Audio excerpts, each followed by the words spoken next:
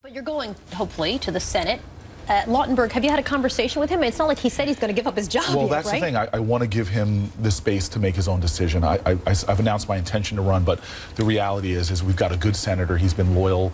He's been there for a long time, and I think that he's got a decision to make. So I'm focusing on my job for now, and I hope to talk to him. We've reached out to him numbers of times. In fact, I had a plane trip going down to meet with him, and unfortunately, with a lot of the challenges going down in Washington, he had to cancel the meeting. Would you primary him? Would you run him against him in a primary? You know, I think it's too even early to talk about those kind of hypotheticals because he hasn't made his decision yet.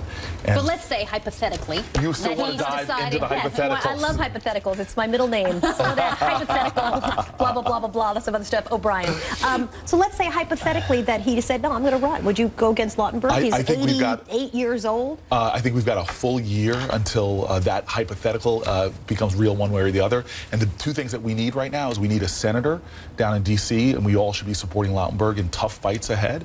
And we need a mayor in New Jersey's largest city that is focused on getting their job done. That was a very political answer. You're killing me with that. Well, let's go back to Notre Dame. You're saying we need a senator who people support. No, you're trying to unseat him. This is not an election year. This is not an election year for Senate. This is an election year for governor. So those people who love him and support him should then stop loving him and support you when you run for his seat. No, I think I'm a guy who actually has a deep respect and love for him. He's given a long degree of service. We should all respect that.